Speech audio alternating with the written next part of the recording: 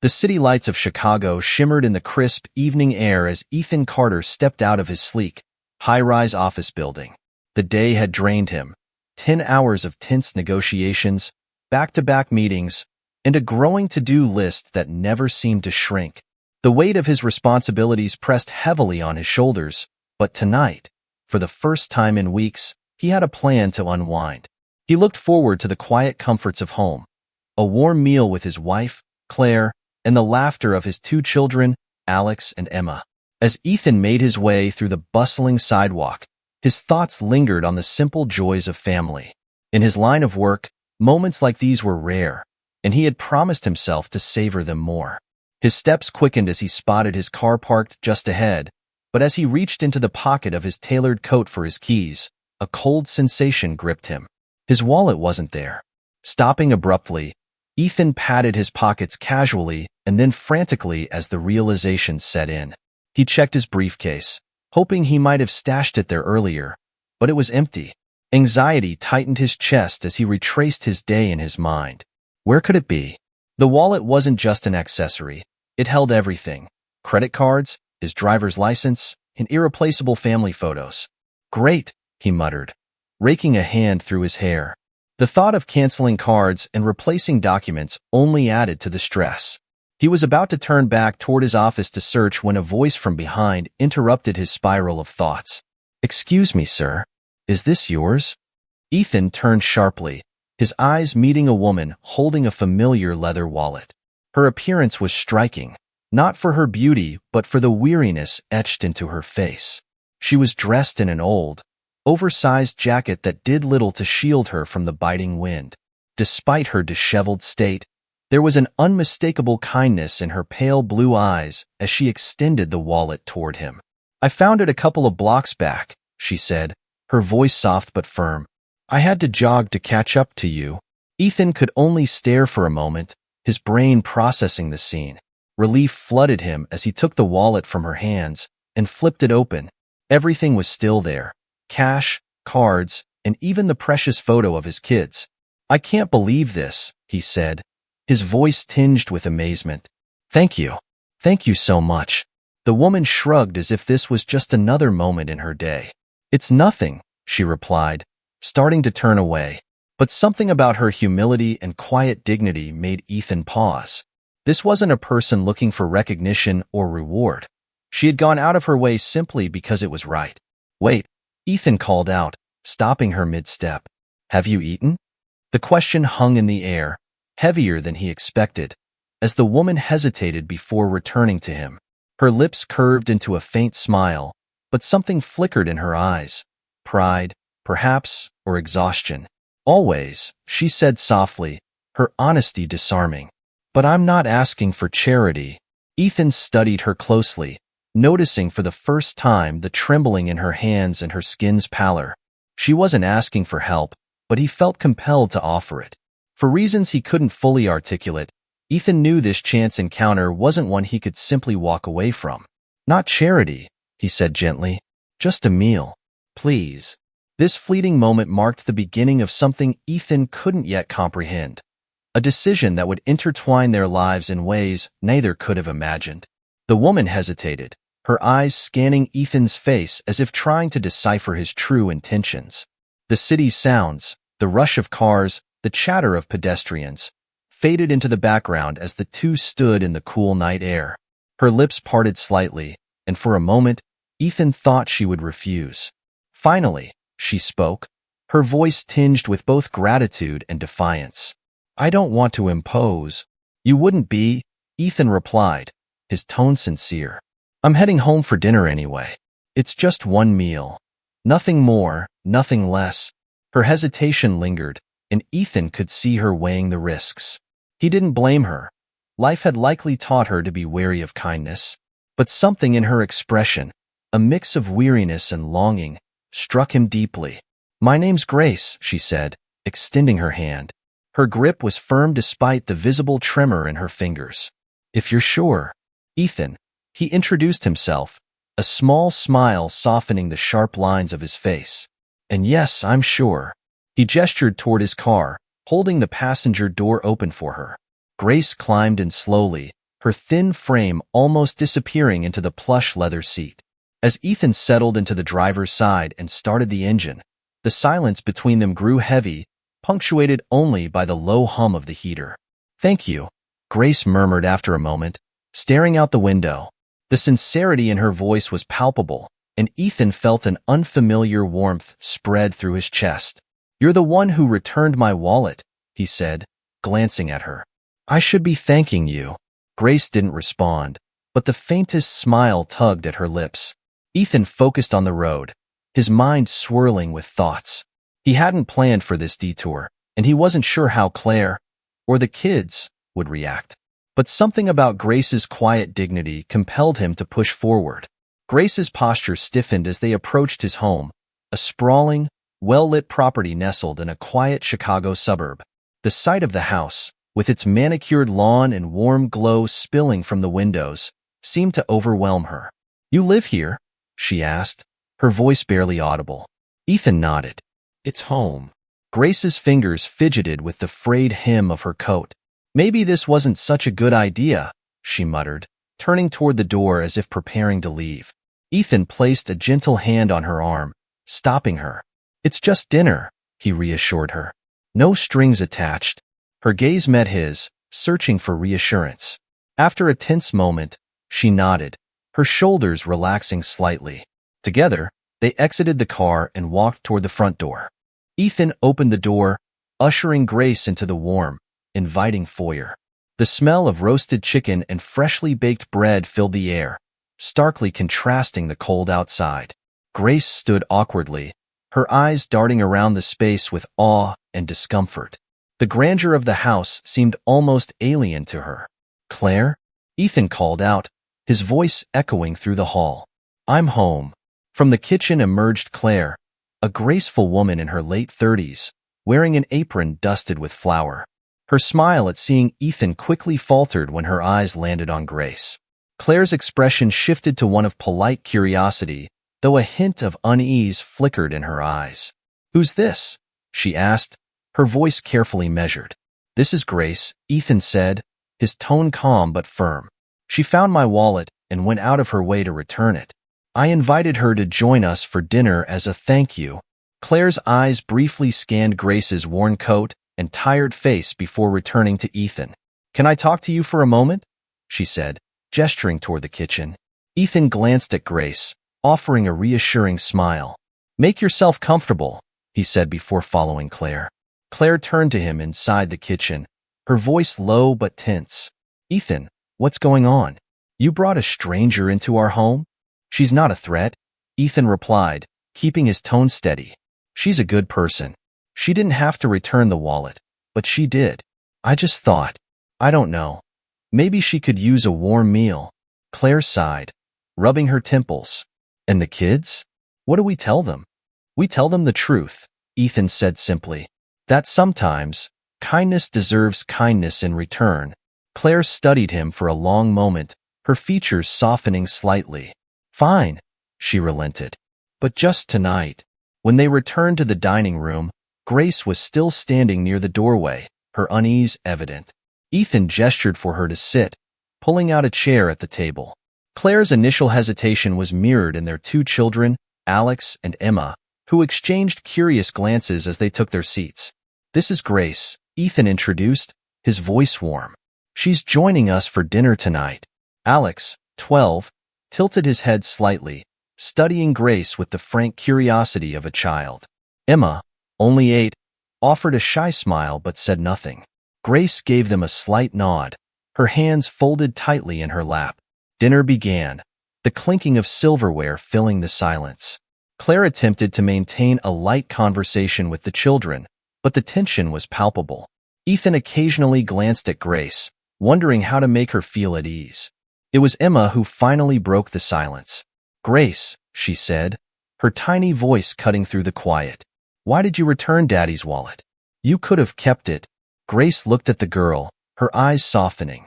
"Because it wasn't mine," she replied simply. "And, well, I know what it's like to lose something important." Her words hung in the air, resonating more deeply than Ethan expected. For the first time that evening, The family seemed to truly see Grace as a stranger and someone with a story. Ethan leaned forward, his curiosity piqued. Grace, what do you mean by that? Grace hesitated, her gaze dropping to her hands. I've lost a lot in my life, she admitted quietly. My job, my home, people I cared about. I know how hard it can be to start over. The room fell silent, her words cutting through the superficial pleasantries of the evening. Claire, who had been reserved, shifted slightly in her seat, her expression softening. Even Alex, who had been skeptical, seemed to reconsider his initial impression. Ethan spoke next, his voice filled with sincerity. What happened? Grace glanced at him, then at the children, as if unsure how much to share. Finally, she took a deep breath. I worked in healthcare for years, caring for elderly patients. When the facility closed, they let us all go. I tried to find other work, but people don't want to hire someone like me. She gestured vaguely at herself, her tone laced with quiet resignation. It didn't take long for everything to fall apart. Her story left a heavy silence in its wake. For a moment, no one spoke, the weight of her words settling over the table. Claire looked at Ethan, her eyes filled with a newfound understanding, while Emma reached out and placed her small hand on Grace's arm. I'm glad you're here, the little girl said earnestly. Grace's lips trembled as she smiled, her first genuine evening smile. Thank you, Emma. Ethan sat back, his mind racing. He had invited Grace into their home on a whim, but now, he realized, this chance encounter was shaping into something far more significant. As dinner continued, the initial tension began to ease. Claire, though still cautious, couldn't ignore the honesty in Grace's voice or the sincerity in her story. Alex, who had remained quiet, finally spoke, his tone a mix of curiosity and disbelief. You said you worked in healthcare, he began, carefully choosing his words. What kind of work did you do? Grace straightened slightly, her gaze fixed on her plate. I was a caregiver, she said softly. I worked with elderly patients, helping them with daily tasks, keeping them company, and just being there when no one else was.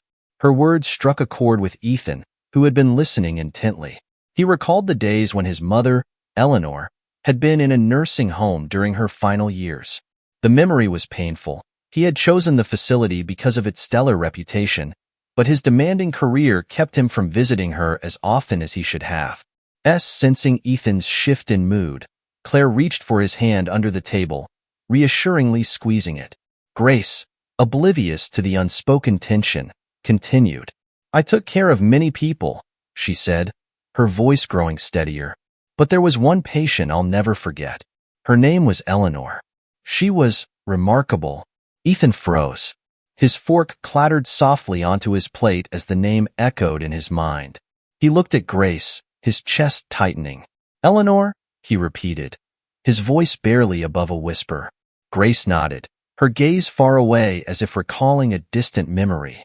Yes, she was strong, even when her body wasn't. She had this way of making you feel important, as if every moment mattered. She talked about her family a lot, especially her son. Claire's hand tightened around Ethan's. He could feel her concern but couldn't tear his eyes away from Grace. What did she say? He asked, his voice trembling. Grace hesitated as if unsure whether to continue. She was proud of him, she said finally. She talked about how hard he worked, how much he had accomplished. But she missed him. She hoped he would visit more often. The words hit Ethan like a blow. He leaned back in his chair, his appetite forgotten. Memories of missed calls, postponed visits, and silent guilt came rushing back. He had convinced himself that providing financially for his mother was enough. But now, hearing Grace's words, he realized how much he had failed her emotionally. Grace, noticing the change in Ethan's demeanor, stopped speaking. I'm sorry, she said quickly. I didn't mean to upset you. No, Ethan said, shaking his head. It's not your fault. Please, tell me more about her. Grace hesitated, then nodded. Eleanor was kind. She always asked about the other residents, even when struggling. She had this way of brightening a room, even on her worst days. And she loved you, Ethan. She never stopped loving you. Ethan's breath hitched. The room fell silent as everyone processed Grace's words. Claire looked at her husband, her expression softening. She knew how deeply this moment was affecting him. Finally, Emma broke the silence, her tiny voice carrying an innocence that pierced the heavy atmosphere. "Daddy," she said, her eyes wide. "Did you love Grandma?" Ethan looked at his daughter, his eyes glistening with unshed tears. "I did," he said, his voice cracking. "I still do. I wish I'd shown it more." That night, after Grace had left, Ethan couldn't sleep. He lay in bed, staring at the ceiling, his mind racing with memories of his mother. Claire, sensing his restlessness, placed a gentle hand on his shoulder. "Do you want to talk about it?" she asked softly. Ethan sighed, turning to face her. "I can't stop thinking about what Grace said. About Mom. I thought I was doing the right thing, focusing on work and feeding for her. But now I realize how much I missed. She needed me, Claire, and I wasn't there." Claire nodded, her expression empathetic. "You did what you thought was best at the time. But maybe this is your chance to make things right." Ethan frowned. "How?" Claire hesitated, then said, "Grace, she was there for your mom when you couldn't be. Maybe helping her is a way to honor your mother's memory." Ethan considered her words, a flicker of determination igniting within him. The following day, he decided to visit the old nursing home where his mother had spent her final years. The building had long since closed, but he hoped to find someone to tell him more about her time there. The drive to the nursing home was somber. As Ethan pulled up to the dilapidated structure, memories of his last visit flooded back. His mother's frail smile, the way she had held his hand and told him she understood, even though he didn't deserve her forgiveness. Inside, the building was eerily quiet, the walls lined with faded photographs of residents who had once called it home. Ethan found a former employee, an older man named Harold, who recognized him immediately. "Eleanor's boy," Harold said, his face lighting up with surprise and sadness. "I remember you." Ethan nodded, his throat tight. "I need to know about her final days. Was she happy?" Harold's expression softened. "Your mother was remarkable," he said. "Even in the toughest moments, she held on to hope. But one person truly made a difference in her life, Grace. She stayed until the very end, even when the pay stopped coming. She cared for Eleanor like she was family." Ethan swallowed hard, the weight of Harold's words sinking in. "Did my mother? Did she say anything about me?" Harold smiled faintly. "Every day. She was so proud of you. She talked about your success and your strength. But more than anything, she hoped you'd come back. She never stopped believing in you." Ethan felt a lump in his throat as Harold continued. "Before she passed, she asked Grace to deliver a letter to you. She said it would help you understand." "A letter?" Ethan asked, his voice barely above a whisper. Harold nodded. "I believe Grace still has it." Ethan left the nursing home with a heavy heart, determined to find Grace and uncover the truth. He had spent so long running from his guilt, but now, he realized, it was time to face it head-on. That evening, he arrived at the modest hotel where Grace was staying. As he knocked on her door, his mind raced with questions. When Grace opened the door, her surprise quickly turned to concern at the sight of Ethan's troubled expression. "Ethan?" she asked, stepping aside to let him in. "What's wrong?" Ethan took a deep breath, his eyes meeting hers. "I went to the nursing home," he said. "I know about the letter. Please, I need to read it." Grace's expression softened, and she nodded. "Wait here," she said, disappearing into the room. Moments later, she returned with a worn envelope, the edges yellowed with time. Ethan took the letter, his hands trembling. His mother's familiar handwriting brought a fresh wave of emotion as he opened it. The words on the page would change his life forever. Ethan unfolded the letter slowly, his hands trembling as if the weight of his mother's words was already too much to bear. The paper was worn, and the ink had faded slightly, but her handwriting was unmistakable, delicate and deliberate, every letter crafted with care. Grace watched silently from across the room, her face a mask of empathy and understanding. Ethan's eyes scanned the first lines, and he found himself momentarily paralyzed. His mother's words seemed to leap off the page, piercing straight into his heart. "My dearest Ethan, If you are reading this, I am no longer with you, but my love for you endures as it always has. I have written this letter not to burden you with regret, but to share my heart and leave you with something to carry forward, a purpose that will bring you peace. You were always my greatest joy, Ethan. I watched you grow into a man of ambition who could move mountains with determination. But in your pursuit of greatness, I fear you have lost sight of something far more precious. The connections that anchor us, the moments that truly matter. I understand why you chose to focus on your career. You wanted to provide, to create a life of security and success. But, my son, I never needed the things you built. What I needed most was your presence, laughter, and time. In my final days, I was not alone because of Grace. She became the family you couldn't be, and I owe her a debt I can never repay. She cared for me when I was weakest, and her kindness gave me the strength to let go in peace. Now, I ask one thing. Use what you have built to make the world better for others. Build a place where no one feels forgotten, where kindness and dignity are more valuable than wealth or status. And Ethan, please take care of Grace. She is a light in this world and can guide you toward the peace you seek. Above all, remember this. I never stopped loving you, even in the moments you felt furthest from me. My love was unconditional, just as yours should be, for yourself and others. With all my heart, Mom. The letter trembled in Ethan's hands as he finished reading, his vision blurred by tears. His chest felt heavy, a swirl of guilt, love, and a burgeoning sense of purpose flooding his emotions. He pressed the letter to his chest as if trying to absorb its meaning deeper into his soul. I failed her, Ethan whispered, his voice barely audible. I should have been there. Grace, who had remained silent, stepped closer. You didn't fail her, she said softly. She understood, Ethan. She never blamed you. That letter, it's not about the past. It's about what you can do now. Ethan looked up at her, his face etched with determination. She wanted me to create something meaningful, to make a difference. And she wanted me to help you. Grace's breath hitched at his words. Ethan, you don't owe me anything.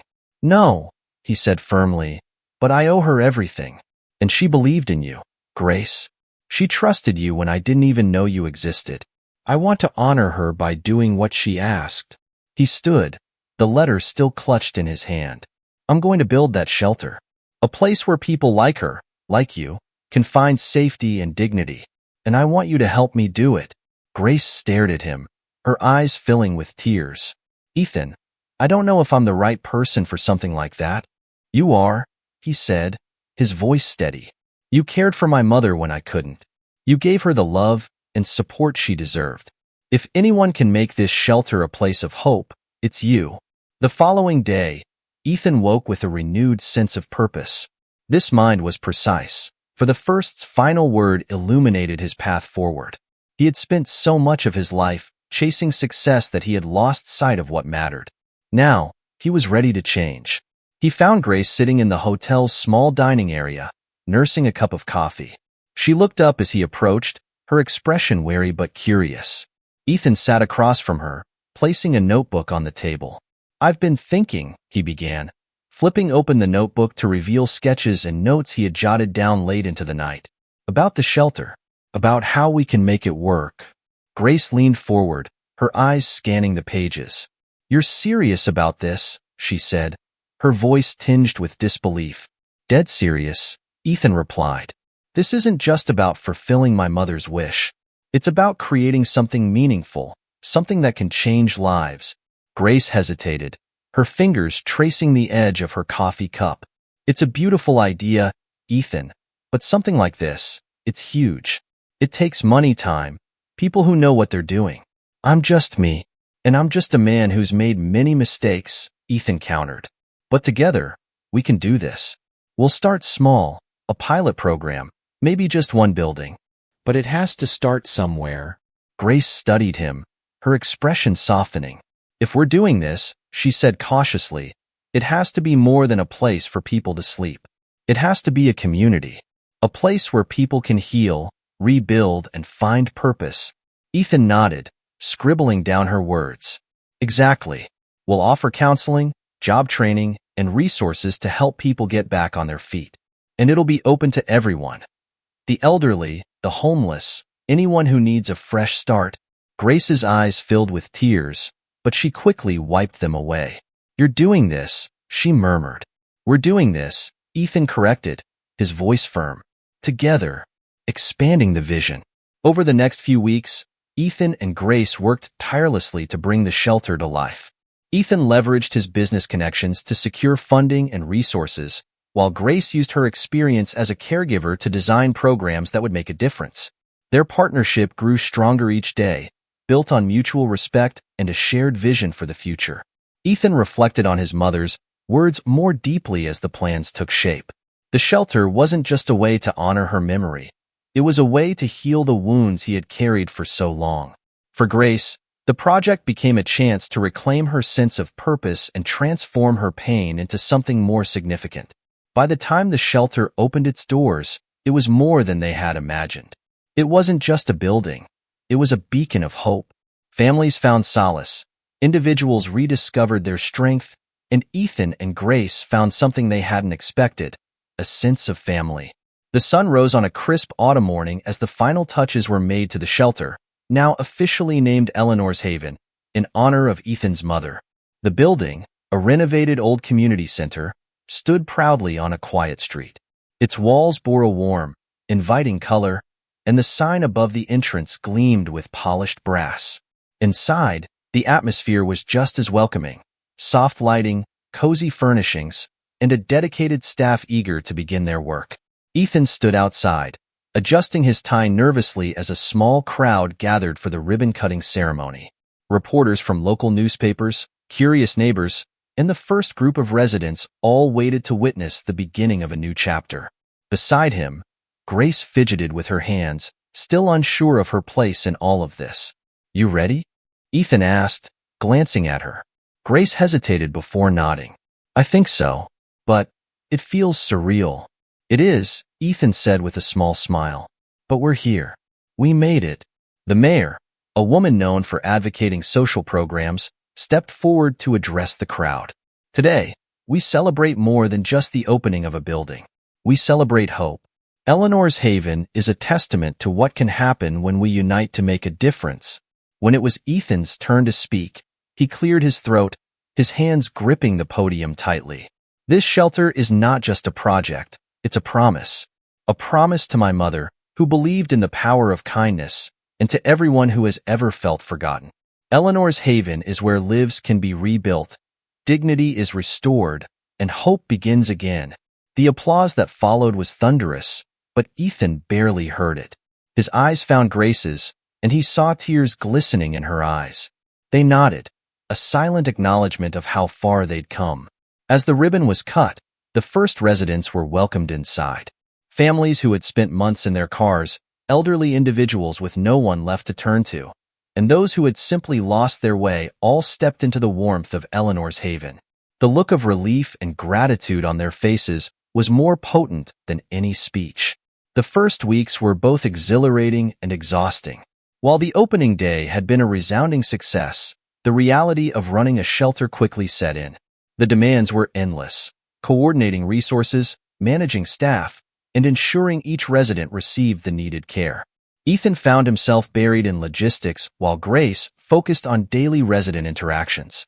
One evening, as Ethan reviewed the shelter's budget, Grace knocked on the door of his small office. "You look like you could use a break," she said, setting down a cup of coffee. Ethan leaned back in his chair, rubbing his eyes. "You're not wrong. How's it going out there?" Grace smiled faintly. "Busy. We've got a new resident, a young woman named Maria. She lost her home after her husband passed away. She's fragile but determined. I think she'll do well here." Ethan nodded, his thoughts drifting. "Stories like hers remind me why we're doing this." Grace sat down across from him, her expression serious. "We need to remember that, Ethan. The work is hard, but it's worth it. We're not just giving people a place to stay. We're giving them a chance to start over." Their conversation was interrupted by a knock on the door. It was Maria, her face pale and anxious. "I'm sorry to bother you," she said hesitantly, "but I wanted to say thank you." For this place. I don't know what I'd do without it. Grace stood and placed a reassuring hand on Maria's shoulder. You don't have to thank us. You belong here, Maria. After Maria left, Ethan turned to Grace. You're incredible with them, you know that? You make them feel like they matter. Grace blushed slightly but shook her head. They do matter. We all need someone to believe in us, Ethan. Growing pains. As the shelter became more established, the challenges grew. Funding was a constant concern, and the staff often found themselves stretched thin.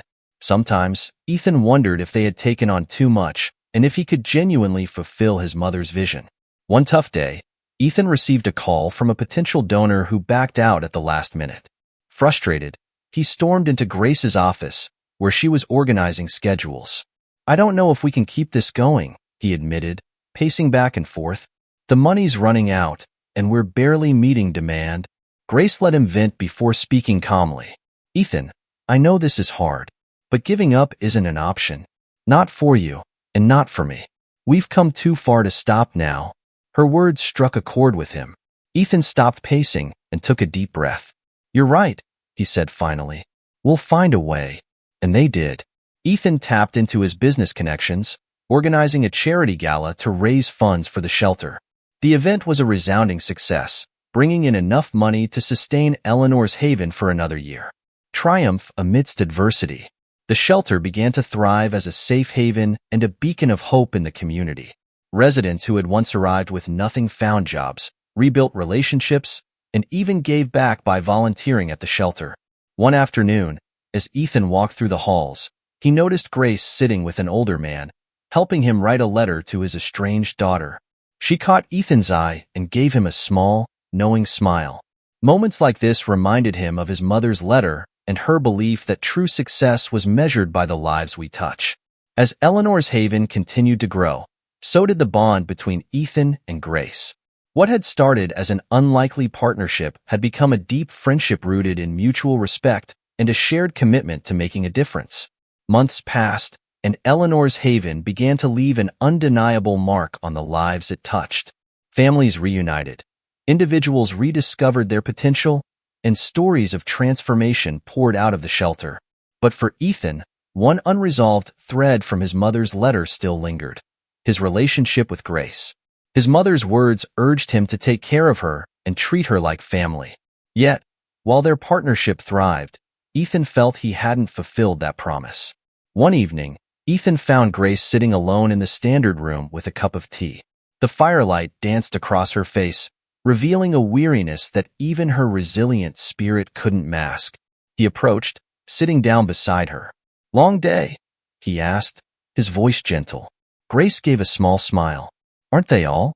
She glanced at him, her expression thoughtful. "But it's a good kind of tired. Seeing Maria get her first job today? That made it all worth it." Ethan nodded, but his mind was elsewhere. He hesitated, then spoke. "Grace, I've been meaning to ask you something. Ever since we started this, you've given everything to the shelter. But what about you? What do you want?"